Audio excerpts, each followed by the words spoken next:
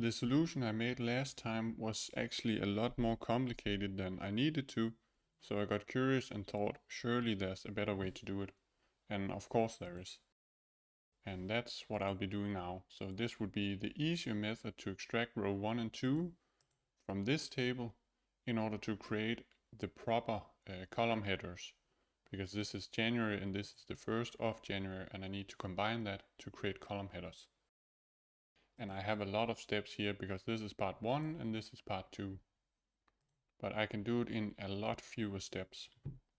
So first of all, I'm going to create a table from records because I want row 1 and 2, and then I want to also grab the original column headers so I don't have any problems where I have different names. So it's straight up just table from from records, and I need to pass in a list because I can have multiple records. So that would be raw row 0 and raw row 2, well, row 1, index 1. And that will give me just the person and null, January and 1, and so on with the proper headers. Before I get any further, I'm going to say that this is the wrong way to do it because it's going to break, but I think it's pedagogical to show why this doesn't work. But just as before, I need to transpose this because I need to create a column that uses row 1 and row 2 to create the proper date. So that was transpose. And I need the custom column, and I'm just going to be lazy and copy that because we've already seen that. So what happens is I'm adding a new column to the transpose table step called date, and I'm saying if the value in column 1 is equal to person, then I want person because that should be my header. And otherwise I want to take the date from, so this will be a date, use the text from column 2 because that's a number, and I want the column 1, so it would be 1 January, and then this converts the year from today into a text. And then I only need the date because again this is a wrong version. I thought I could do something smart where I'm saying, well, I don't actually care about what the column headers are, I just want to take these values and transpose them and insert them as a row. But I can't do that because that breaks. So what I wanted to do was to say the table insert rows method, where I'm applying that to the raw table. I want to insert it in position 0, and I wanted to grab transpose table 1, transpose table 1. But we can't convert a type table to type list, so this is because this is a table. Yeah, if I delete that transpose table, then I could convert this into a list by saying I only want the date column, but then I get these errors because it can't convert value person to type record, and the same thing in this one, and I can't convert a date into type record. So this didn't work. But the right way to do it is close to the same, which is where now I have my notes on the side, so I just gotta check where I change anything. Yeah, I want these column headers to actually become a row because when I do the transposing, I just get these randomly generated column headers, which would be column 1, column 2, column 3, but I don't want that. I actually need to create a table with one row because I can convert that into a record, which I can insert with the table.InsertRows. And I'm worried that maybe this first column won't be called column 1, and this won't be called column 2, because I think I had this in my work task. What I need to do is I first need to actually demote headers, so not turn row 1 into column headers, but the opposite, and you can't get to that from this button. But if you go under transform and then use first row as headers, the little button, then you can say I want to demote the headers, and then we don't do that. So now I have these columns, and again this is just some security because I'm worried that maybe the columns will be named differently, because I now need to transpose just as before, And then when I transpose back, I get this column 1, column 2, column 3. So this is just some safety. And just as before, I still need to add a new column.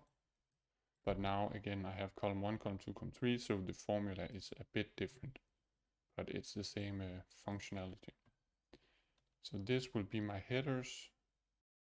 And I can't be bothered to change the name because that will be deleted anyway. So I only need the original headers and the new headers. And then I can transpose again. And actually it's important, I did this wrong. I highlighted them in the wrong order because I want column 1, which is my original headers, to be the first row. Because then when I promote headers, then I can convert row 1 into headers. So this is the correct order. And now I transpose again, because now I have a table with these randomly generated column headers. I have my first row, which has my original column headers from the raw table. And then I have the row that I want to add. So at that point, all I have to do is use first row as headers and delete the change type step. And now I have my table with 1 row, and I have the correct column headers because this is based on the raw table. So even if this changes the name, I just want to showcase that. So now it's called column 44, and now it's still called column 44 because I grab it from here. But then when we transpose, I get the column 1, column 2, and then I promote headers, and now it's correct. So this is all fine. Then I want to turn that into a record, which strictly speaking isn't necessary, but I'm doing it to show what's going on. And I probably wouldn't bother to do that in a work situation because it's just an extra step. But I don't want promoted headers, I want the 0th row. So now I have this record. And now I can use my insert rows. So that is the step that I get my record from, but the table I want to insert into is still the raw table, and it's still position 0. And my row as list, this should break because I haven't passed it in as a list. So it's always very helpful to read what it actually says in the tooltip. And it would help if I could spell. Because the table insert, it takes rows as list because you could pass in multiple rows. So just for the sake of argument, I could just repeat this. Now I have 2 rows, but I don't want that. And I deleted the curly bracket. So now this is fine, and then just as before, now I can do the exact same thing and say promote headers and delete the first 2 rows. And now I'm right back at the same outcome as before. Yeah, I forgot to do the replacing thing, but so actually I would need to do that if I have to do exactly the same as before. So I'm just going to say, I think I need that list of column names just to say that I want the same output as before. So that is fine. That's my list of my columns. And this is again because I don't want to hard code any column headers. And that is removes list of column names. Yeah, that's because I didn't rename my step. And I can reuse the step names because when I call another query, I always call the last step. So this is fine. So no, okay, apparently I can't do that. I thought I could. Yeah, so now again my nulls have been converted into 999, which is just a value that I know I won't see. Replace nulls, and then I can unpivot.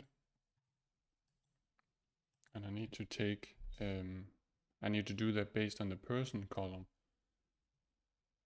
Unpivot other columns. And again, I can change the name to be date and type. And then I can just, because I only have 1 column, it's faster to just do it with the GUI. So now I have the exact same outcome as before, but this is query 1 and this is query 2. So if I had to do that in one step, it would be a lot more actions, right? Because these are exactly as long, so I would have twice as many steps. So I have 22 steps to do this method, whereas this one has, so this has 15 steps. So 15 versus 22, that's a 1 in 3 reduction, so that's pretty good. Of course, I don't know if there's a performance difference because I don't have enough data to test that. But yep,